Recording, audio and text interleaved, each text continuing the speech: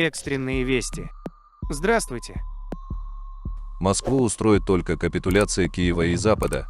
Именно так можно прокомментировать сегодняшние слова замглавы МИД РФ Михаила Галузина. Условия, которые должен выполнить Киев: прекращение боевых действий украинскими вооруженными формированиями и завершение поставок странами Запада оружия, обеспечение нейтрального и внеблокового статуса Украины, ее отказ от вступления в НАТО и ЕС, подтверждение безъядерного статуса Украины, признание Киевом и международным сообществом новых территориальных реалий, демилитаризация и денацификация Украины, защита прав русскоязычных граждан, русского языка и нацменьшинств, обеспечение свободного трансграничного передвижения с Россией, отмена Украиной и Западом антироссийских санкций и отзыв исков, прекращение судебных преследований в отношении России, ее физических и юридических лиц, восстановление договорно-правовой базы Украины с Россией и СНГ, восстановление на деньги Запада, разрушенной ВСУ после 2014 года гражданской инфраструктуры Украины.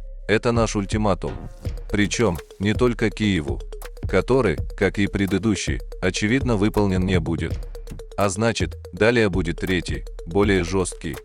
И так далее, пока либо официальный Киев, или кто там будет далее, на него не согласится, либо, и что очень вероятно, государство Украина исчезнет с политической карты мира.